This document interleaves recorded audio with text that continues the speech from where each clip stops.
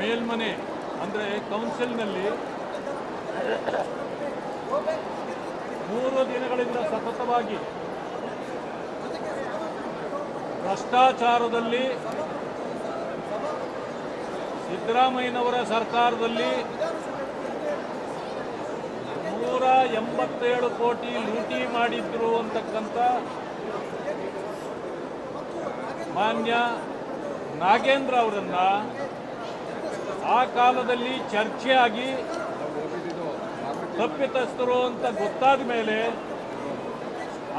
ಅವರನ್ನ ಸಂಪುಟದಿಂದ ವಜಾಗೊಳಿಸಲಾಗಿತ್ತು. ವಜಾಗೊಳಿಸಿದ ಮಂತ್ರಿಯನ್ನ ಡಿ.ಕೆ. ಶಿವಕುಮಾರ್ ನೇತೃತ್ವದ ಮಂತ್ರಿಮಂಡಲದಲ್ಲಿ ಯಾವುದೇ ಕೋರ್ಟಿನ ಆದೇಶವಿಲ್ಲದೆ ಕೋರ್ಟ್ನಲ್ಲಿ ಈಗಲೂ ಕೂಡ ಮೊಕದ್ದಮೆ ಬಾಕಿ ಇದ್ದು ಪೊಲೀಸ್ ಇಲಾಖೆಯಿಂದ ಈಗಲೂ ಕೂಡ ಪೂರ್ಣವಾದ ಚಾರ್ಜ್ ಶೀಟ್ ಅನ್ನು ಫೈಲ್ ಮಾಡೇ ಇಲ್ಲ. ಈಗಿದ್ರೂ ಕೂಡ ಅವರು ಈಗಲೂ ಅಪರಾಧಿಯಾಗಿದ್ದಾರೆ. ಆ ಕಾರಣದಿಂದ ಅವರನ್ನು ಸಂಪುಟದಿಂದ ಕೈ ಬಿಡಬೇಕು ಅಂತೇಳಿ ಒತ್ತಾಯ ಮಾಡಿ ನಾವು 3 ದಿನಗಳಿಂದ ಹೋರಾಟ ಮಾಡ್ತಾ ಇದ್ದೇವೆ. ಹೀಗಿದ್ರೂ ಕೂಡ ಕೇವಲ ಚರ್ಚೆ ಮಾಡೋಣ, ಚರ್ಚೆ ಮಾಡೋದೇನಿದೆ? ಈಗಾಗಲೇ ಚರ್ಚೆ ಆಗಿ ಅವರು ವಜಾಗೊಂಡಿದ್ದಾರೆ.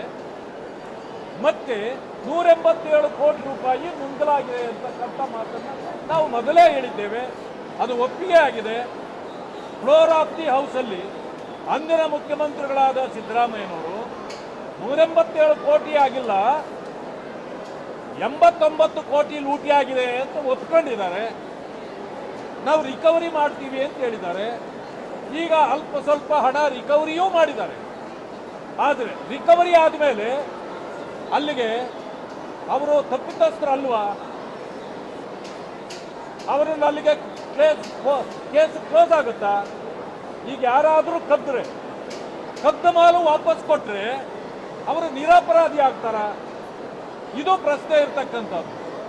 ಇವತ್ತು ಮಾನ್ಯ ನಾಗೇಂದ್ರ ಅವರು ಪ್ರೆಸ್ ಕಾನ್ಫರೆನ್ಸ್ ಮಾಡಿದ್ದಾರೆ.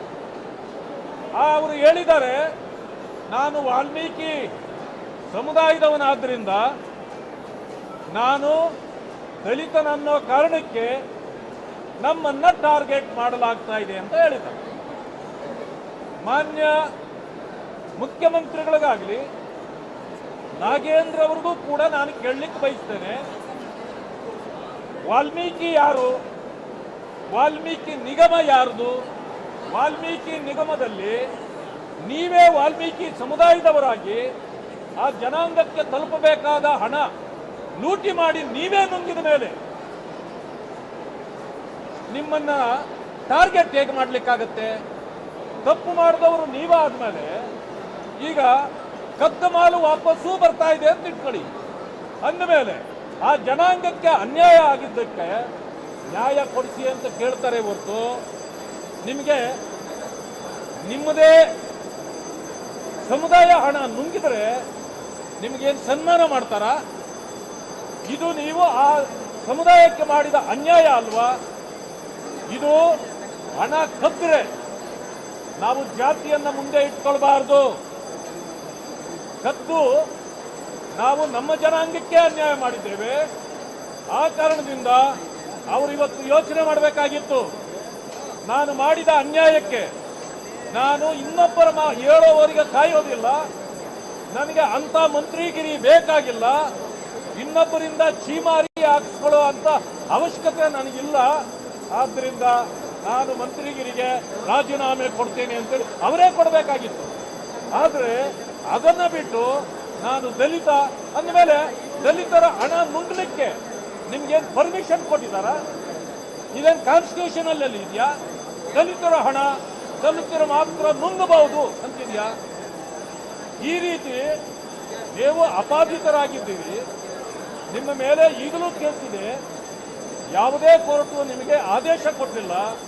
ಅಂದಮೇಲೆ ನೀವು ಮಂತ್ರಿಮಂಡಲದಲ್ಲಿ ಮುಂದುವರಿಯಲಿಕ್ಕೆ ಯೋಗ್ಯರಲ್ಲ ಅಂತಕ್ಕಂಥ ಮಾತನ್ನು ನಾವು ಮುಂದಿಟ್ಟು ಸದನದಲ್ಲಿ 3 ದಿನಗಳ ಕಾಲ ಸತತವಾಗಿ ನಮ್ಮ ಹೋರಾಟವನ್ನು ನಾವು ಮುಂದುವರಿಸ್ತಿದ್ದೇವೆ.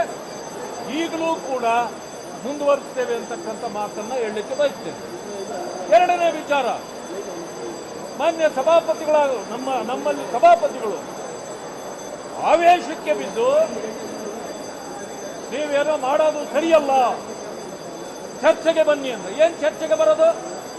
ನಾವು ಚರ್ಚೆ ಮಾಡಿದ ತಕ್ಷಣ 187 ಕೋಟಿ ಹಣ ಏನಾದರೂ 50 ಕೋಟಿಗೆ ಬರುತ್ತಾ? ಅದಷ್ಟೇ ಇರುತ್ತೆ. ಎಷ್ಟು ಕದ್ರಿ, ಎಷ್ಟು ಕಳ್ಳತನ ಮಾಡಿದ್ರಿ ಅಷ್ಟೇ ಇರುತ್ತೆ. ಈ ಹಣ ನಾಗೇಂದ್ರ ತಿಂದಿದಾರ ಬಿಟ್ಟಿದಾರ ನಂತರದ ಪ್ರಶ್ನೆ. ಇದನ್ನ ಕಾಂಗ್ರೆಸ್ ಇದರ ಹೊಣೆ ಹೊರಬೇಕು. ಯಾಕೆಂದ್ರೆ ಕಾಂಗ್ರೆಸ್ ತನ್ನ ಚುನಾವಣೆಗಳಿಗೆ ಈ ಹಣವನ್ನು ಬಯಸಿದೆ.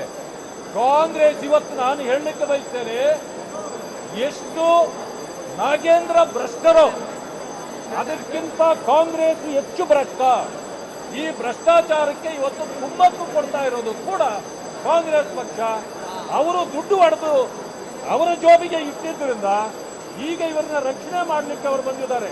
ಯಾಕೆಂದ್ರೆ ಕೋರ್ಟ್ನಲ್ಲಿ ನಮ್ಮ ಹೆಸರು ಎಲ್ಲಿ ಹೇಳಿಬಿಡ್ತಾರೋ ಅನ್ನೋ ಭಯ ಅವರಿಗೆ. ಆ ಕಾರಣದಿಂದ ಮಾಡ್ತಾ ಇದ್ದಾರೆ. ಇದನ್ನು ನಾವು ಯಾವುದೇ ಕಾರಣಕ್ಕೂ ಒಪ್ಪೋದಿಲ್ಲ.